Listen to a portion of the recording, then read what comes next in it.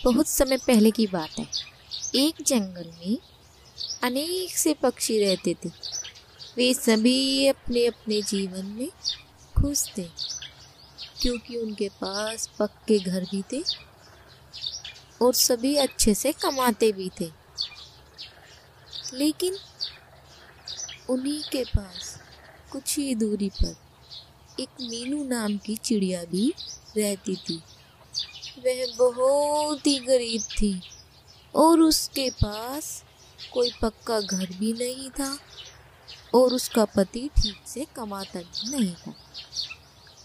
उसका जीवन बहुत कठिनाई भरा था, क्योंकि उसके पास 2 बच्चे भी थे और अच्छा रोजगार भी नहीं था।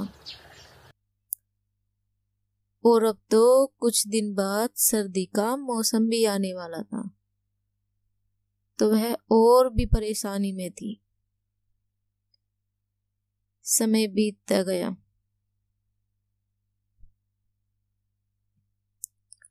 कुछ समय बाद सर्दी आ ही गई।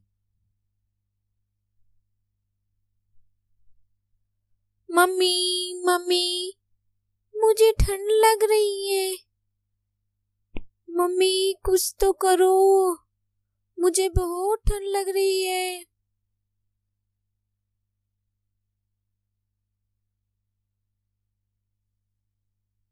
अरे बेटा, घबराओ मत। मैं हमारे लिए घर का इंतजाम करता हूँ। घबराओ नहीं, मैं जाता हूँ। मीनू, तुम बच्चों का ध्यान रखना। मैं घर का इंतजाम करने जा रहा हूँ। वह इतना कहकर ही वहां से चला जाता है। फिर थोड़ी देर बाद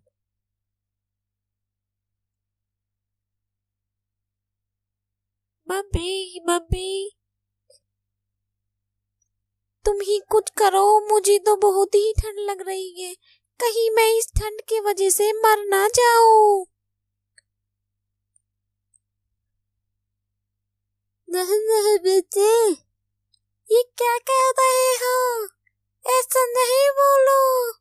तुम्हारे पापा गए हैं हमारे घर का इंतजाम करने, और भगवान पर भरोसा रखो, हमारी कोई न कोई तो सहायता करेगा ही। ऐसे मत बोलो, और मैं तो हुई तुम्हारे पास। घबराओ मत बेटा। तभी वहां से एक बादल नाम का तोता जा रहा था। वह मीनू चिड़िया को परेशान देखकर उसके पास आ जाता है और उससे पूछने लगता है, अरे मीनू बहन, क्या हुआ? क्यों परेशान हो तुम?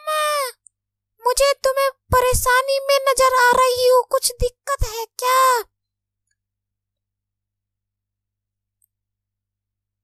अरे बादल भैया, अब तुम्हें क्या ही बताऊं।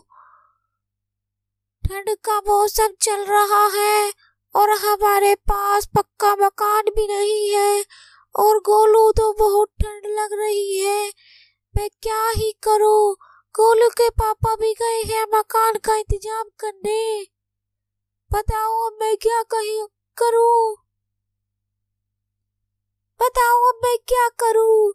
अरे बहुत परेशानी वाली तो बात है ही यही।